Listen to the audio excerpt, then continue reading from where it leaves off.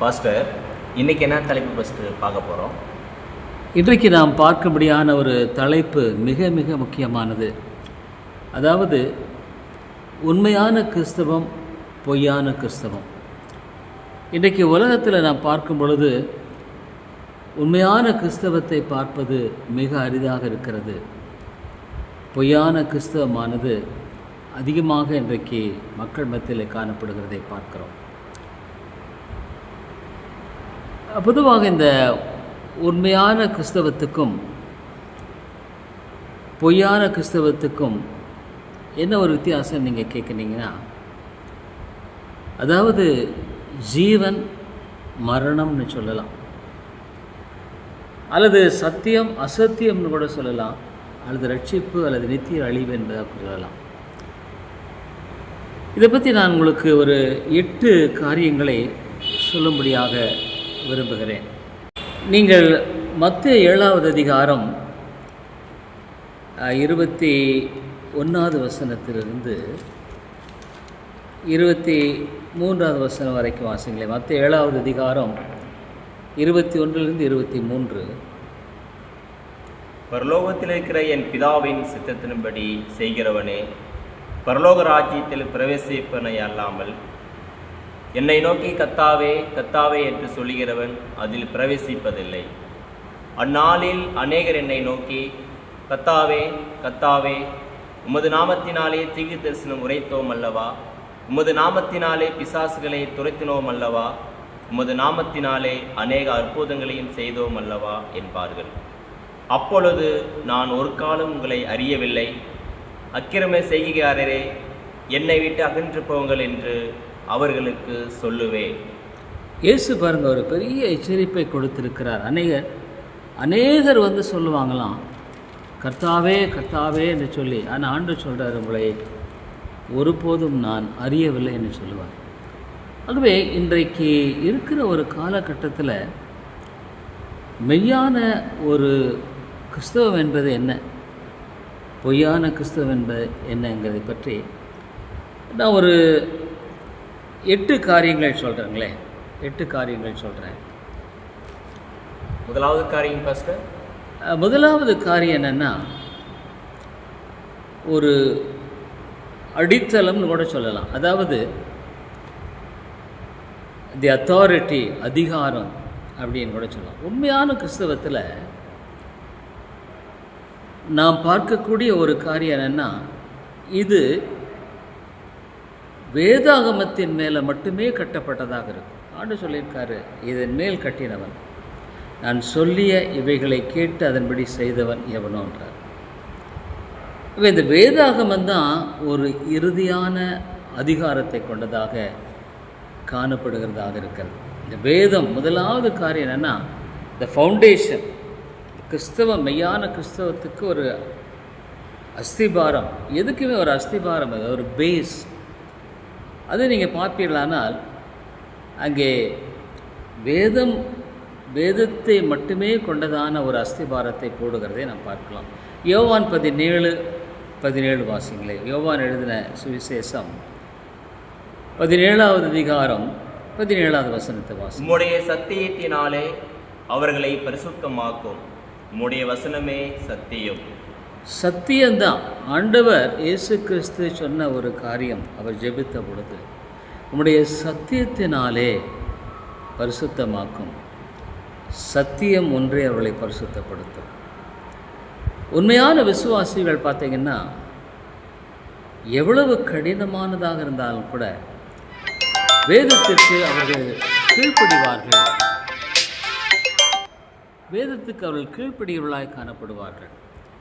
இது மிக மிக முக்கியமான ஒன்றாக இருக்கிறது.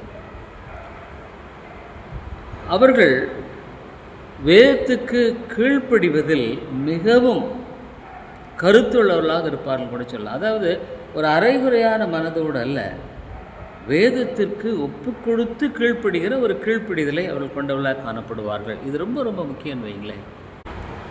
அதே சமயத்தில் பொய்யான கிறிஸ்தவத்தை நீங்கள் பார்ப்பீர்களானால், இந்த வேதாகமத்துடன் சேர்த்து மனித சிந்தனைகளை உட்புகுத்துவார்கள். பாரம்பரியத்தை உட்படுத்துவார்கள், தங்களுடைய உணர்ச்சிகள் இவைகளை உட்படுத்துகிறதை நீங்கள் பார்ப்பீர்கள், கலாச்சாரத்தை உட்படுத்துவார்கள். ஆகவே தேவனின் அந்த அதிகாரம் என்பது முழுமையானதாக இருக்கும். இரண்டாவது காரியம் பாஸ்டர், இரண்டாவது காரியத்தை நீங்கள் பார்ப்பீர்களானால், ரட்சிப்பு எதினால் கொடுக்கப்படுகிறது அப்படின்றதில் ஒரு பெரிய மாறுபாடான போதனையை நீங்கள் பார்க்கலாம். உண்மையான கிறிஸ்தவத்தில் ரட்சிப்புங்கிறது கிருபையினால் மாத்திரம்தான், இலவசமாய் தேவன் கொடுக்கிறது. கிருபையினால் தகுதியற்ற ஒரு மனிதனுக்கு தேவன் கொடுக்கிற ஈவு. இரண்டாவதாக நீங்கள் பார்ப்பினால் விசுவாசத்தினால் மட்டுமே இந்த ரட்சிப்பு என்கிறதை வேதமானது தெளிவாக சொல்லுகிறதை நான் வாசிக்கிறேன். மூன்றாவதாக இயேசு கிறிஸ்துவினால் மட்டும்தான் ரட்சிப்பு. இந்த மூன்று முக்கியமானது ரட்சிப்பில் கிருபையினால் மட்டுமே, விசுவாசத்தினால் மட்டுமே, இயேசு கிறிஸ்துவினால் மட்டுமே. இது மூன்று ரொம்ப முக்கியம் வைங்களேன். எபேசியர் 2வது அதிகாரம் 8-9 வசனங்களை வாசிங்களேன். கிருபையினாலே விசுவாசத்தை கொண்டு ரட்சிக்கப்பட்டீர்கள், இது உங்களால் உண்டானதல்ல, இது தேவனுடைய ஈவு, ஒருவரும் பெருமை பாராட்டாதபடிக்கு இது கிரியையினால் உண்டானதல்ல. வெகு தெளிவாய் வேதம் சொல்லுகிறது, கிருபையினால் விசுவாசத்தை கொண்டு தேவனுடைய வரமாக கொடுக்கப்படுகிற ஒரு கையில் மேன்மை பாராட்டம் ஒன்றுமே இல்லை. ஒரு மெய்யான ரட்சிக்கப்பட்ட ஒரு விசுவாசியின் வாழ்க்கையில் பெருமை என்பது நாளுக்கு நாள் அழித்து கொண்டே வரக்கூடிய ஒரு பயங்கரமான கொடூரமான பாவத்தின் அகோரத்தை அவருடைய வாழ்க்கையிலிருந்து நீங்கி போவதை பார்க்க முடியும். ஒரு கிறிஸ்தவன் தன்னுடைய வாழ்க்கையில் அவன் பெருமை உள்ளவனாக இருப்பானால் அவன் ரட்சிக்கப்பட்டவனாக இருப்பானா என்பதை குறித்து சந்தேகப்பட வேண்டும். இன்றைக்கு நிறைய பேர் கிறிஸ்தவர்கள் மத்தியில் ஆவிக்குரிய பெருமைகளை பார்க்க, ஆவிக்குரிய பெருமை என்று சொல்லும் பொழுது ஆவிக்குரிய நல்லவைகள் அல்ல, அதை சார்ந்த நிலையில் பெருமைக்காரர்களாக இருப்பதை பார்க்கும் பொழுது அது ரட்சிப்புக்கு உகந்த ஒரு அருமையான குணம் அல்ல. மெய்யான ரட்சிப்புக்குள் காணப்படுகிற ஒரு அடிப்படை தன்மை தாழ்மை. தாழ்மை கிருபையில்லாத தாழ்மை இல்லாத இடத்துல கிருபை இருக்காது. பெருமைக்கும் கிருபைக்கும் சம்பந்தம் இல்லை. ஆகவே ஒரு மெய்யான ரட்சிப்பு என்று சொல்லும் பொழுது அங்கே உண்மையான மனத்தாழ்மையோடு கிருபையை மட்டுமே, தகுதியில்லாத பாவி நான் ஆண்டவரே என்று சொல்லி தன்னை தாழ்த்தி விசுவாசத்தின் மூலமாக அவன் இயேசுவை நோக்கி பார்க்கிறான். இயேசு அவனுக்காக சிலுவையில் செய்து முடித்த அந்த காரியத்தை பார்த்து அவன் வாழ்க்கையில் தன்னுடைய ரட்சிப்புக்கு கிறிஸ்து செய்து முடித்த காரியத்தை முழுமையாய் தாழ்மையாய் சார்ந்து கொள்வதன் மூலமாக பெற்றுக்கொள்கிற ஒரு காரியமாக இருக்கிறது. ஆனால் அந்த பொய்யான கிறிஸ்தவத்தில் என்னன்னு பார்த்தீங்கன்னா, மனித செயல்களை உட்புகுத்தி இந்த ரட்சிப்பை போதிக்கிற போதனை தான் இன்றைக்கு நாம் பொதுவாக பார்க்குறோம். பார்த்தீங்களா? அதாவது இதை செய்யணும், அதை செய்யணும், இதை செய்தால்தான் ரட்சிப்பு என்று சொல்லும்படியான காரியங்கள் இன்றைக்கு கிறிஸ்தவர்கள் மத்தியில் சபைகளில் போதிக்கப்படுவது பொய்யான கிறிஸ்தவத்தை வெளிப்படுத்துகிற ஒன்றாக இருக்கிறது. கலாத்தியர் 1வது அதிகாரத்தில் 6-9 வசனங்களை நாம் வாசிக்க தயவுசெய்து. உங்களை கிறிஸ்துவின் கிருபையினாலே அழைத்தவரை நீங்கள் இவ்வளவு சீக்கிரமாய்விட்டு வேற ஒரு சுவிசேஷத்திற்கு திரும்புகிறதை பற்றி நான் ஆச்சரியப்படுகிறேன். வேறொரு சுவிசேஷம் இல்லையே. சிலர் உங்களை கலகப்படுத்தி கிறிஸ்துவினுடைய சுவிசேஷத்தை புரட்ட மனதாயிருக்கிறார்களே அல்லாமல் வேறல்ல. நாங்கள் உங்களுக்கு பிரசங்கித்த சுவிசேஷத்தை அல்லாமல் நாங்களாவது வானத்திலிருந்து வருகிற ஒரு தூதனாவது வேறொரு சுவிசேஷத்தை உங்களுக்கு பிரசங்கித்தால் அவன் சபிக்கப்பட்டவனாய் இருக்க கடவான். முன் சொன்னது போல மறுபடியும் சொல்லுகிறேன், நீங்கள் ஏற்றுக்கொண்ட சுவிசேஷத்தை அல்லாமல் வேறு ஒரு சுவிசேஷத்தை ஒருவன் உங்களுக்கு பிரசங்கித்தால் அவன் சபிக்கப்பட்டவனாய் இருக்க கடவான். பவுல் ரொம்ப தெளிவாக சொல்கிறாருங்க. அதாவது கிருபையினாலே அழைத்த அந்த தேவன் வேறொரு சுவிசேஷம் என்பது இல்லை. கிருபையின் சுவிசேஷம், கிருபையின் வழியாய் பெற்றுக்கொள்கிற ரட்சிப்பு. பவுலே சொல்கிறாரு, அவன் சபிக்கப்பட்டவன் என்று சொல்ல கஸ்ட். அவன் எந்த அளவுக்கு ரட்சிப்பு என்பது கிருபையினால், விசுவாசத்தினால், கிறிஸ்துவின் மூலமாக பெற்றுக்கொள்கிற ஒரு காரியமாகவே இருக்கிறது என்பதை குறித்து நாம் பார்க்கிறோம். அடுத்தது மூன்றாவது காரியம் பாஸ்டர். மூன்றாவது காரியமாக இயேசு கிறிஸ்துவை நான் எவ்விதம் பார்க்கிறேன் என்ற ஒரு காரியம், அவரை பற்றிய ஒரு பார்வை என்று நான் சொல்கிறேன். இந்த உண்மையான கிறிஸ்துவத்தில் இயேசு கிறிஸ்துவை ஒரு முழுமையான தேவனாக நாம் பார்க்கிறோம். Complete God. ஒரு முழுமையான மனிதனாக அவரை நாம் பார்க்கிறோம். அவருக்குள்ளாக இந்த 2 ஆழ்த்தத்துவத்தை நாம் இருப்பதை அங்கீகரிக்கிறோம். அது மாத்திரமல்ல, ரட்சிக்கப்படும்படியாக இயேசுவின் நாமமே இல்லாமல் வேறொரு நாமம் கொடுக்கப்படவில்லை. ஒரே ஒரு இரட்சகர், ஒரே ஒரு வழி, ரட்சிப்பின் வழி இது மாத்திரம்தான். கிறிஸ்துவின் மூலமாக மாத்திரம்தான் ரட்சிப்பு என்பதை தெளிவாக வேதம் நமக்கு போதிக்கிறது. யோவான் 1வது அதிகாரம் 1:13-14 வசனத்தை வாசிங்களேன். ஆதியிலே வார்த்தை இருந்தது, அந்த வார்த்தை தேவனிடத்தில் இருந்தது, அந்த வார்த்தை தேவனாய் இருந்தது. 14வது வசனம். அந்த வார்த்தை மாம்சமாகி கிருபையினாலும் சத்தியத்தினாலும் நிறைந்தவராய் நமக்குள்ளே வாசம் பண்ணினார். அவருடைய மகிமையை கண்டோம். அது பிதாவுக்கு ஒரே பேரானவருடைய மகிமைக்கு ஏற்ற மகிமையாகவே இருந்தது. வேதம் தெளிவாக சொல்லுகிறது என்னன்னா, தேவனுடைய வார்த்தை மாம்சமாகி. ஆகவே ஆண்டுடைய வார்த்தை கிறிஸ்து. ஒருவன் தேவனுடைய வார்த்தையை பார்க்கும் பொழுது அவன் கிறிஸ்துவை பார்க்கிறான். அதை வாசிக்கும் பொழுது, தியானிக்கும் பொழுது கிறிஸ்துவோடு அவன் உடன்படுகிறான். கிருபையும் சத்தியமும் நிறைந்தவராய் என்று பார்க்கிறோம்.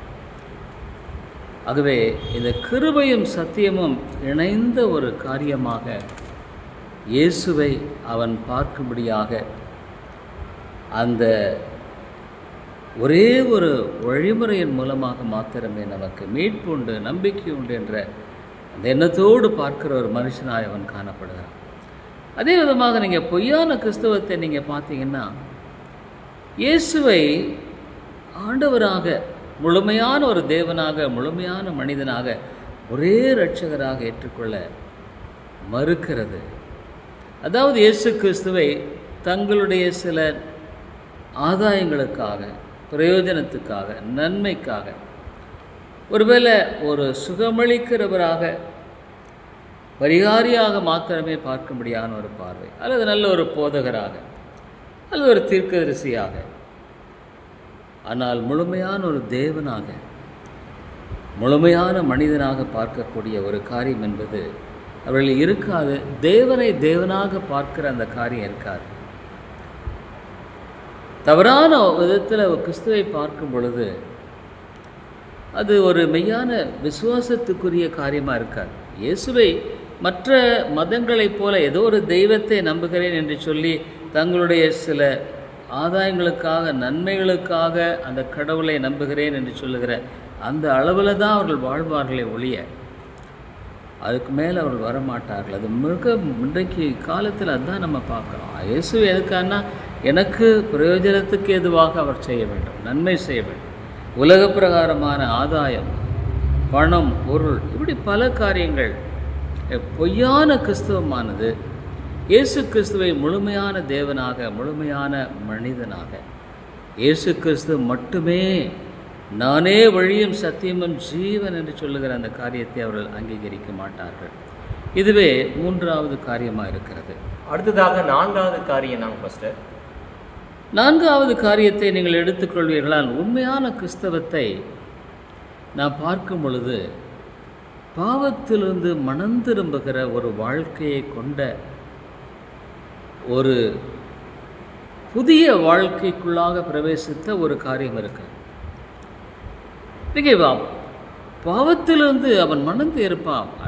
ஒரு காலத்தில் பாவத்தின் அடிமை, ஆனால் இப்போ அவன் பாவத்தின் அடிமை அல்ல, கிறிஸ்துவுக்கு அடிமை. ஒரு மாறுபட்ட வாழ்க்கை நிச்சயமாக இருக்கும். அவனுக்குள்ளாக நிச்சயமாக ஒரு மாற்றத்துக்குரிய வாழ்க்கை இருக்கும். மனந்திரும்பின ஒரு வாழ்க்கை என்பது பழைய பாவத்தின் அடிமைத்தனத்திலிருந்து விடுபட்ட ஒரு வாழ்க்கை என்று நாம் சொல்லலாம். 1 பேதுரு 1:16 வாசிங்களேன். நான் பரிசுத்தர் ஆகையால் நீங்களும் பரிசுத்தராயிருங்கள் என்று எழுதியிருக்கிறதே. தேவன் தெளிவாக சொல்றார், நான் பரிசுத்தர், அவை நீங்களும் பரிசுத்தராக இருப்பது அவசியம்.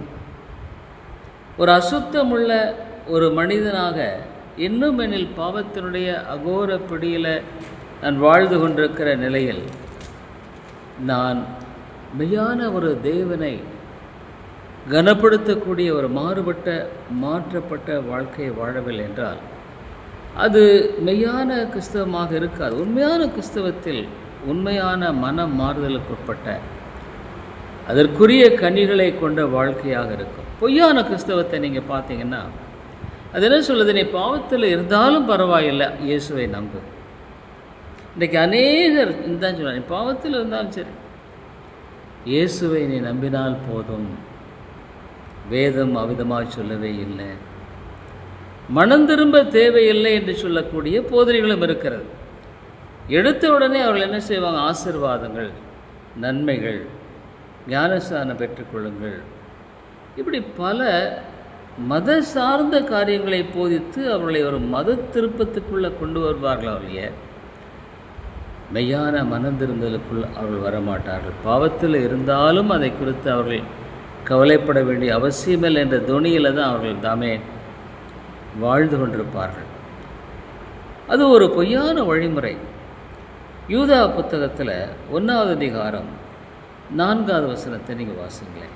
ஏனெனில் நமது தேவனுடைய கிருபையை காம விகாரத்துக்கு ஏதுவாக புரட்டி ஒன்றான ஆண்டவராகிய தேவனையும் நம்முடைய கர்த்தராகிய இயேசு கிறிஸ்துவையும் மறுதலிக்கிற பக்தியற்றவர்களாகிய சிலர் பக்க வழியாய் நுழைந்திருக்கிறார்கள். அவர்கள் இந்த ஆக்கினைக்குள்ளாகுவர் என்று பூர்வத்திலே எழுதியிருக்கிறது. வேதத்தை தெளிவாக சொல்லுகிறது. உள்ளே பிரவேசிட்டாங்க. கிருபையை காம செயல்களுக்கு மாற்றுகிறவர்கள் இவர்கள். கிருபையை தங்களுடைய சுயநலத்துக்கென்று அவர்கள் உபயோகப்படுத்த பார்ப்பார்கள். இவங்க உள்ளது இருக்காங்க. கிறிஸ்தவம் என்று சொல்லுகிற ஒரு வாழ்க்கை மாறுபட்ட நிலையில் வாழ்ந்து கொண்டிருக்கிற அவர்களை இன்றைக்கு சபைகளில் நாம் பார்க்க முடியும். விதமான ஒரு போலியான கிறிஸ்தவமானது காணப்படும். அடுத்ததாக 5வது காரியம் நாங்கள் பாஸ்டர். 5வது காரியம்னா உன்னுடைய வாழ்க்கையை பேசும். அதான் நான் சொல்லுவேன், வாழ்க்கையில் அது வெளிப்பட வேண்டும். ஒரு உண்மையான கிறிஸ்தவத்தில் நம்முடைய வாழ்க்கை கிறிஸ்துவை வெளிப்படுத்துகிறதா, கிறிஸ்துவின் அன்பை வெளிப்படுத்துகிறதா, கிறிஸ்துவின் தாழ்மை வெளிப்படுத்துகிறதா, கிறிஸ்துவின் கீழ்ப்படிதலை வெளிப்படுத்துகிறதா? மெய்யான கிறிஸ்தவத்தில் நம்முடைய பேச்சை விட நம்முடைய வாழ்க்கையை பேச வேண்டும். பவுல் எழுதும் பொழுது தீமோத்தேயுக்கு எழுத, உன்னை குறித்தும் உன் உபதேசத்தை குறித்தும் எச்சரிக்கையாயிரு. நான் பண்ணுற பிரசங்கமோ நான் இயேசுவை பற்றி பேசுகிறதோ ரெண்டாவது தான். நான் எப்படி அதன் அடிப்படையில் வாழுகிறேன் என்பது முக்கியம். என்னுடைய வாழ்க்கை எப்படி இருக்குது, அந்த உண்மையான கிறிஸ்தவத்தில் அந்த அன்பு வெளிப்படும், தாழ்மை வெளிப்படும், கீழ்ப்படிதல் வெளிப்படும். மத்தேயு 7வது அதிகாரம் 16வது வசனத்தை வாசிங்களேன். அவர்களுடைய கனிகளினாலே அவர்களை அறிவீர்கள். அவ்வளோதான், ஆண்டவர் சொல்லிட்டார். வாசிங்க. முட்செடிகளில் திராட்சை பழங்களையும் முட்பூண்டுகளில் அத்தி பழங்களையும் பறிக்கிறார்களா? தேவன் சொல்லார், முட்செடியில் இருக்கு. உடைய வாழ்க்கையில் முற்களை போன்ற குணங்கள் இருக்குமானா, கோபம், எரிச்சல், மன்னிக்க முடியாத சுபாவம், கசப்பான உணர்வுகள், உடைய வாழ்க்கையில் பெருமை, அகந்தை, இதெல்லாம் உன் வாழ்க்கையில் காணப்படுகிற முட்கள். அதை நீ அதிலிருந்து எப்படிங்க நல்ல கனிகள் வர முடியும்? இன்றைக்கி அநேக கிறிஸ்தவர்கள் என்று சொல்லுகிறவர்கள் கனிகளை கொடுப்பவர்கள் அல்ல, முட்களை உருவாக்குகிறவர்கள். அவங்க பக்கத்தில் போனாவே அவருடைய பெருமை வெளிப்படும், அவருடைய அகம்பா வெளிப்படும், அவருடைய மேட்டுமை வெளிப்படும், அவர்களுடைய ஒரு அன்பற்ற நிலை, தன்னை குறித்து உயர்வாக எண்ணிக்கொள்ளுகிற காரியம், கிறிஸ்துவின் ஒரு சாயல் என்பது பார்க்க முடியாத ஒரு காரியம். அதே சமயத்தில் பொய்யான கிறிஸ்தவத்தில் நீங்கள் பார்த்தீங்கன்னா அங்கே என்ன இருக்கும்? பெருமை இருக்கும். இன்றைக்கு கிறிஸ்தவ மக்கள் மத்தியில் பெருமை எங்கே இருக்கோ அங்கே சாத்தான் இருக்கிறான்னு அர்த்தம். ஏன்னா சாத்தானின் பிரதானமான பாவமே பெருமை தான். இவங்க எவ்வளோ பெரிய ஊழியர்களாக இருக்கட்டும், எவ்வளோ பெரிய வேதத்தை அறிந்தவர்களாக இருக்கட்டும், பெருமை எங்கே இருக்காங்க? ஆண்டவர் இருக்க மாட்டாங்க.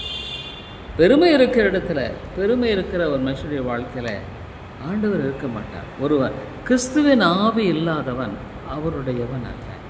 அவன் ரட்சிக்கவே படலை. அதுதான் பிரச்சனை. ரட்சிக்கவே படலை. பெருமை இருக்க, பெருமை என்பது ஒரு மனுஷனுடைய வாழ்க்கையில், அவனுடைய பேச்சில், செய்கையில், நடத்தையில் பார்த்தா அவன் சாத்தானின் பிள்ளையைப் போல தான் அவனுடைய காரியங்கள் காணப்படுகிறதை ஒழிய ஆண்டவருடைய பிள்ளையாக அவனுடைய வாழ்க்கையில் அப்படி போலித்தனம், ஒரு மாய மாலம் இருக்கும். அதாவது உள்ள ஒன்று வெளியே ஒன்று, பேசுறது ஒன்று நடக்கிறது ஒன்று, ஒரு மாய மாலம். கிறிஸ்துவ மத்தியில் எவ்வளோ மாயமாலம் இருக்குது. அவங்க உண்மையாலுமே ஆண்டவர் பக்கமாக அவள் திரும்பினவர்களாக இல்லைங்க. மாயமாலம். அவருடைய வாழ்க்கையை மாயை வெளிப்படுத்துகிற ஒரு பிம்பத்தை போல காணப்படுமே ஒழிய கிறிஸ்துவை வெளிப்படுத்துவதில்லை. பேராசை, பொருளாசை, எல்லா உலக பிரகாரமான காரியங்களையும் கொண்டவர்களாக அவர்கள் காணப்படுவார்கள். ஆனால் பேச்சு பார்த்தா ரொம்ப பிரமாதமாக இருக்கும். சத்தியம் ரொம்ப பிரமாதமாக இருக்கும். ஆனால் தப்புங்க. வெளியே பார்த்தா ஒரு மத ரீதியாக காணப்படுகிற ஒரு காரியமே ஒழிய உள்ளான வாழ்க்கையில் கிறிஸ்துவை வெளிப்படுத்துகிற ஒரு அருமையான காரியம், கிறிஸ்துவின் கனிகள் இருக்காது. கிறிஸ்துவின் ஆவி இல்லாதவன் அவருடையவன் அல்ல.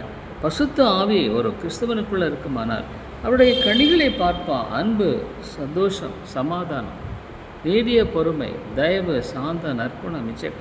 இதெல்லாம் என்கிட்ட இல்லைன்னா நான் ரசிக்கப்பட்டிருக்கேனா என்று ஆராய்ந்து பார்ப்பது நல்லது. அப்போ ஏன் என்கிட்ட இல்லை?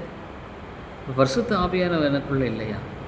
அவர் இல்லைன்னா எப்படி என் வாழ்க்கையில் நான் உண்மையாலுமே ரசிக்கப்பட்டவன் என்று சொல்ல முடியும்? எதை வைத்து நான் சொல்ல முடியும்? ரொம்ப ஆபத்தான ஒரு காரியம். அடுத்தது 6வது காரியம் என்னங்க பாஸ்டர்? 6வது காரியம்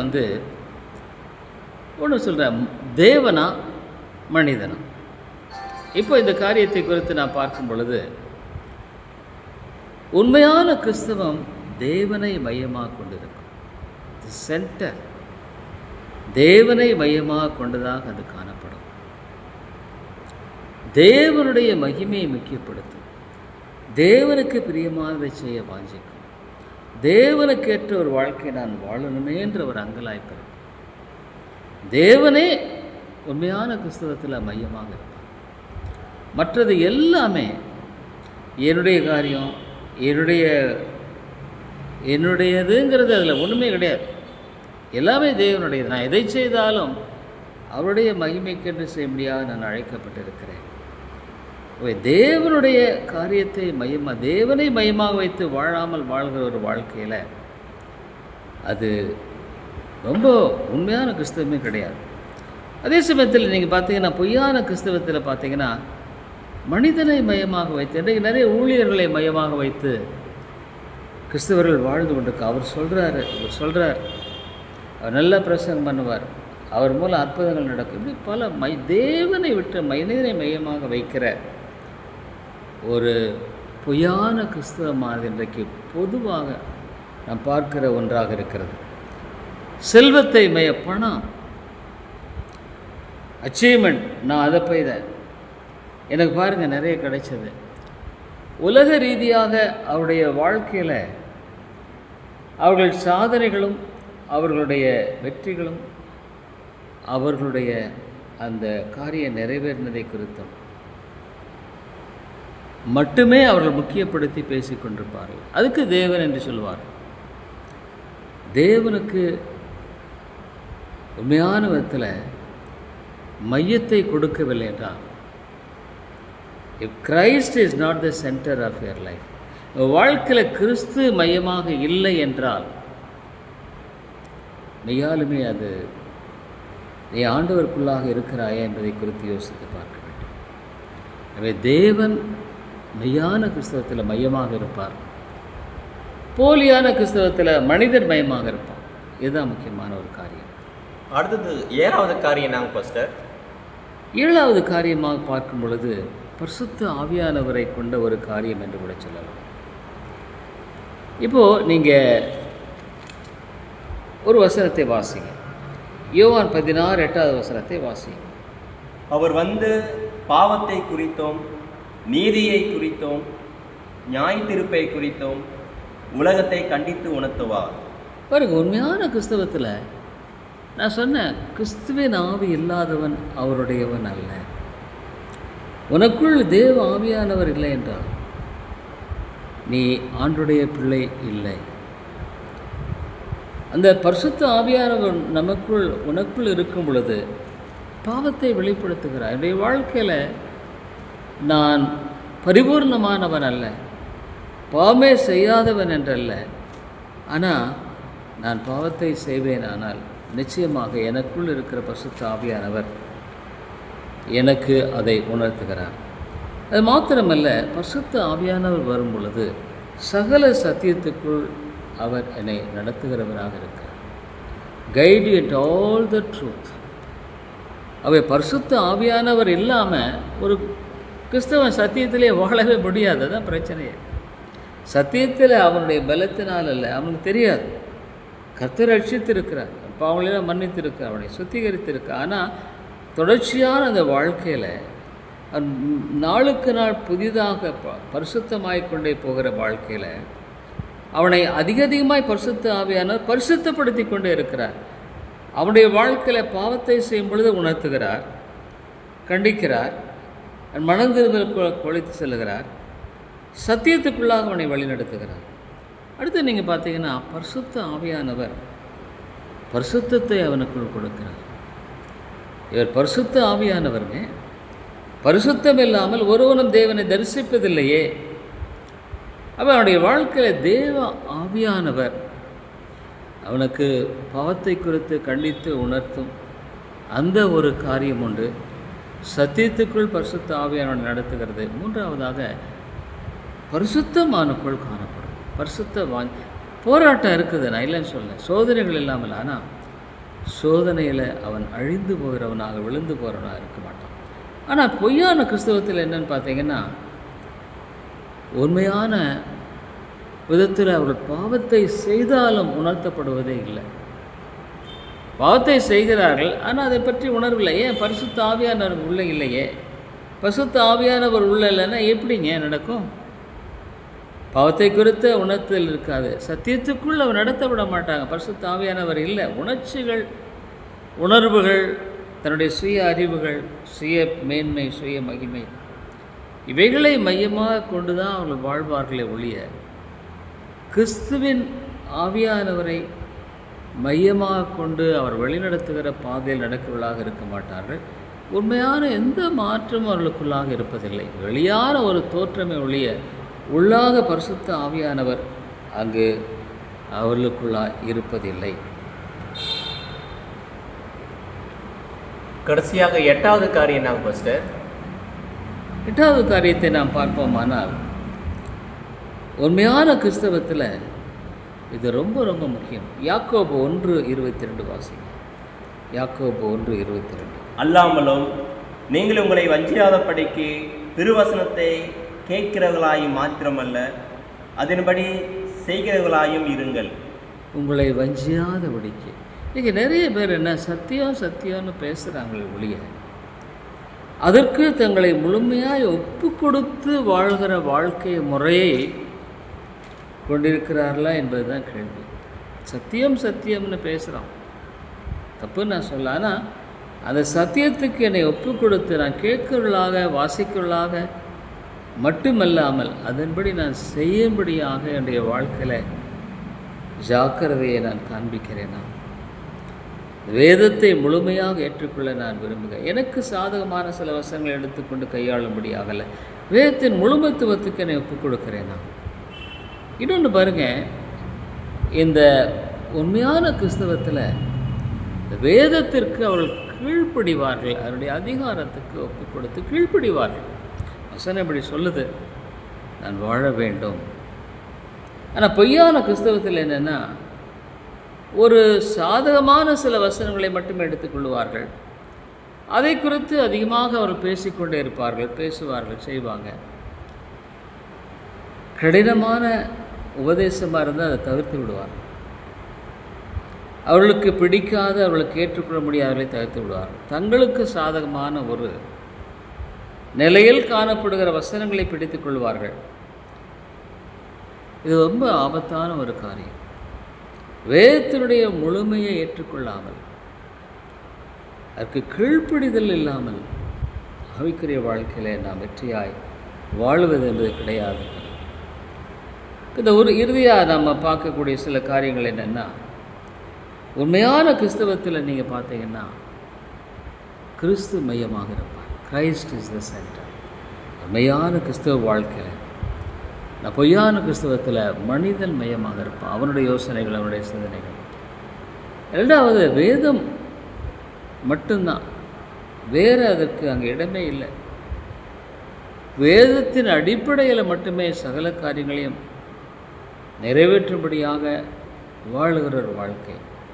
பொய்யான கிறிஸ்தவத்தில் மனித கருத்துக்கள் எல்லாம் உட்புகுத்தப்பட்ட ஒரு போலி போதனை. உண்மையான கிறிஸ்தவத்தில் கிருபையினால் மட்டுமே ரட்சிப்பு. கிருபையினால் விசுவாசத்தை கொண்டு கிறிஸ்துவின் மூலம் பெற்றுக்கொள்கிற ஒன்றாக இருக்கிறது. ஆனால் பொய்யான கிறிஸ்தவம் என்பது இதோடு கூட சில காரியங்களை அவர்கள் கூட்டிக்கொண்டே இருப்பார்கள். அது என்னென்னா, அவர்களுடைய பெருமையையும் அவர்களுடைய அந்த கருத்து கணிப்புகளை உட்புகுத்துவத்தின் மூலம் தங்களை அவர் உயர்த்தி கொள்கிற காரியங்களை பார்க்க முடியும். மெய்யான கிறிஸ்தவத்தில் பரிசுத்த வாழ்க்கை இருக்கும். பரிசுத்த ஆவியானவர் இருக்கும் பொழுது போராட்டம் உண்டு, ஆனால் பரிசுத்த வாழ்க்கை இருக்கும். பொய்யான கிறிஸ்தவத்தில் பாவத்தையும் அனுமதிக்கக்கூடிய ஒரு காரியம் இருக்கும். அவங்க வாழ்க்கையில் நமக்கு வெளியரங்கமாக தெரியும், அவங்க பேசுகிறத பார்த்தா நடக்கிறதா சரியில்லைன்னு. ஆனால் அதை பற்றி அவங்க கொஞ்சம் கூட உணர மாட்டார். பரிசுத்த ஆவியானவர்களை உணர்த்தி சரிபடுத்தப்பட்டாக அவருடைய வாழ்க்கையில் காரியங்கள் இல்லைங்க. அவங்களை ரட்சிக்கப்பட்டவர்கள் என்று எப்படி சொல்ல முடியும்?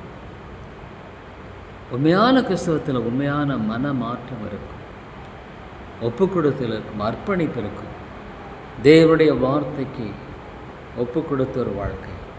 ஆனால் பொய்யான கிறிஸ்தவத்தில் வெளியான ஒரு புறம்பான காரியத்தை தான் இருக்கும். அப்போ நீங்கள் ஒரு வேளை கேட்கலாம், இதன் அடிப்படையில் நீங்கள் என்ன பேசுகிறீங்க ஒரு வேளை நீங்கள் கேட்கலாம். சுய பரிசோதனை எப்படி அறிந்து கொள்வது, எப்படி நாம் தெரிந்து கொள்வது? ஆமாம், இது ரொம்ப முக்கியம். ஏதாவது இப்போ நம்ம பாசிஜன் கேட்கிறவர்களாய் மாத்திரமல்ல, அதனுடையபடி செய்கிறவர்களாக இருக்க வேண்டும் சொல்லப்போ ஒரு 4 காரியம் நான் சொல்கிறேன் பாருங்களேன்.